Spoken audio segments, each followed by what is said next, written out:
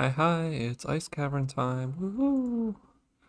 So, you might remember that I said that we're gonna get this enemy. Uh, why we could ignore him earlier. It's gonna be the guy that's furthest to the right. Get the 5 gem now. See, we can get that for pretty minimal time save. That's why it's not a big deal if we don't get that guy on the way to Shimp. Into the dragon. Out of the dragon. Jump charge here. Instead of charging jump, you're on a slope, so the charging jump won't come out. You'll just run uphill and it'll be slow, so jump charge here.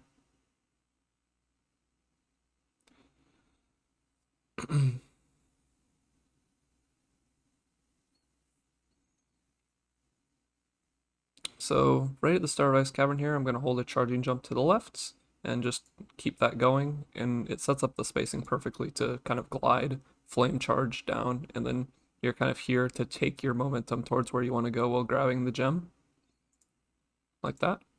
Those 2 red gems are optional. If you want to take a wide line and get them, it's fine. I personally don't. Through here, get the flame out as early as possible because these enemies aren't flame chargeable. You can grab that. Here, you want to kind of like take a line so that this gem is collecting, but then touch the dragon over here because this is where you want to touch it. So you'll get these 2 gems. You can touch the dragon like back here somewhere and get all 3 gems, but in my opinion, it makes the walk back too long. So I haven't seen the exact timing, but it feels like just getting the 2 gems is more worth it, in my opinion.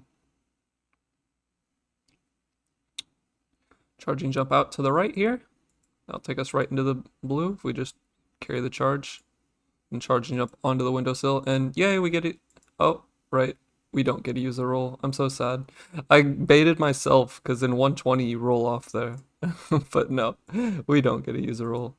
Using rolls is fun since you don't get to do it very much, but no. Here we just jump charge off. Because rolling to get that red gem back there just isn't worth the time.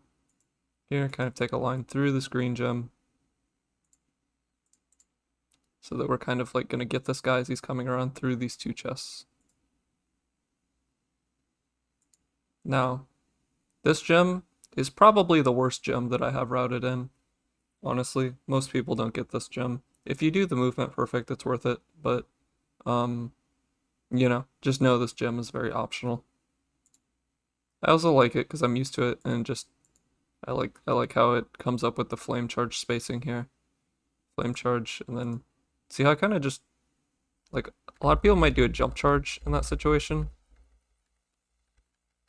See how I kind of just let go of charge for a second and then recharge and charging jump through. That's you'll see me do that a lot.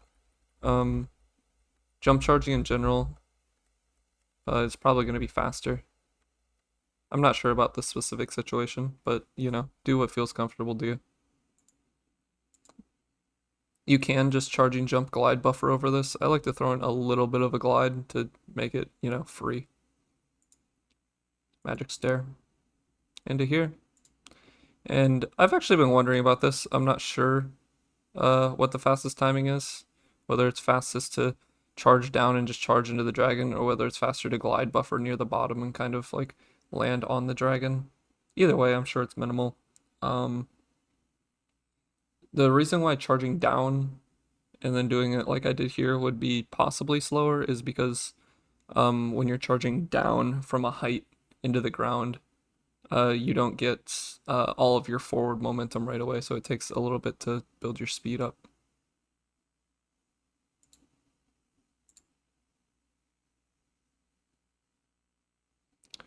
All right, charging jump or jump charge, one or the other.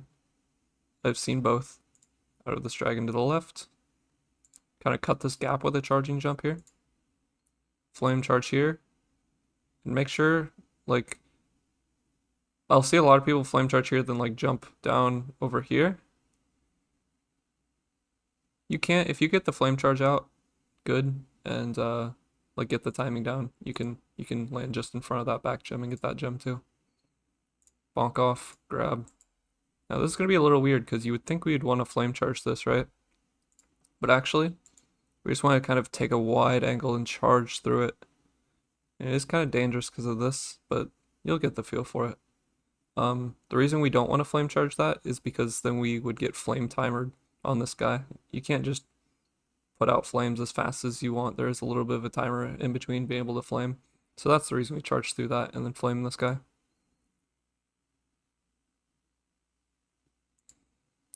I see people do this in a lot of different ways as well. The way I like to do it is just know where I get my charging jump out.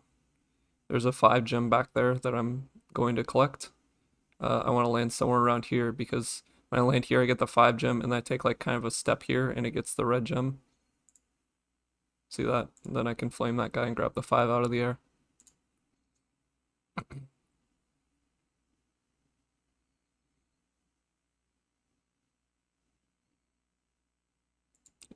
This one will feel dangerous, but it's not too bad. You want to flame and go on the wide side. Just make sure you are flaming him a bit from the right, because otherwise you're in danger of kind of bonking into him and falling off here.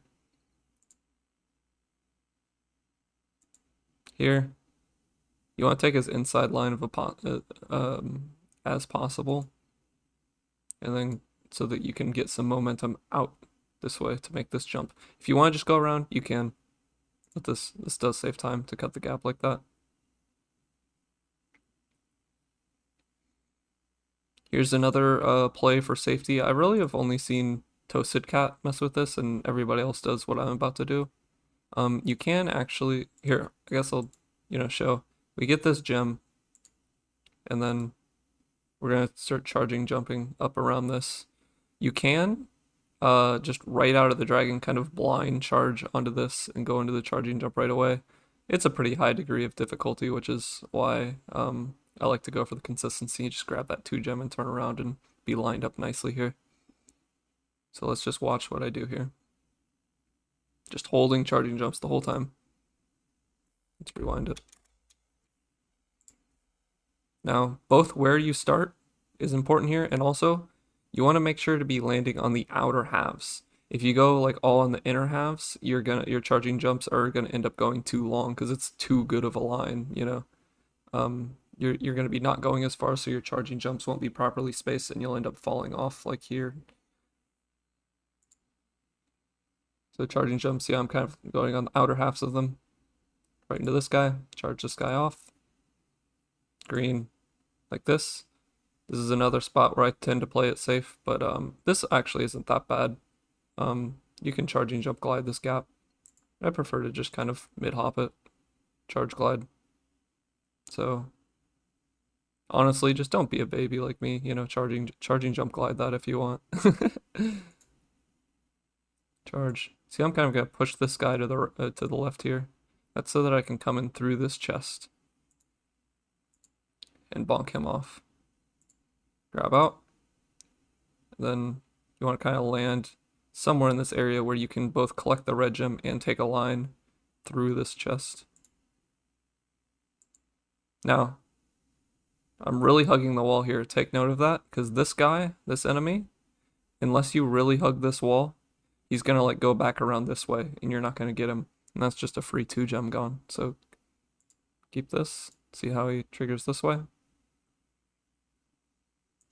Bonk.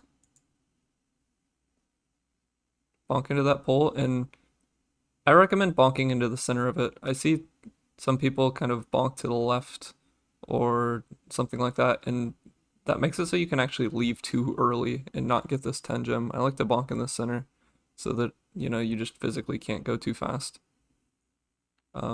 Anyway, bonk there, charge through here, and we're gonna like take a line and either get 1 or 2 of these red gems while we're also getting this chest.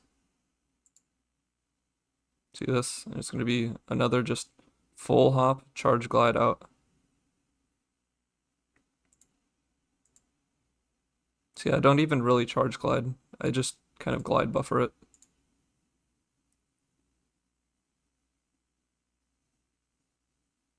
There's maybe a couple frames of glide in there, but do it how you feel best.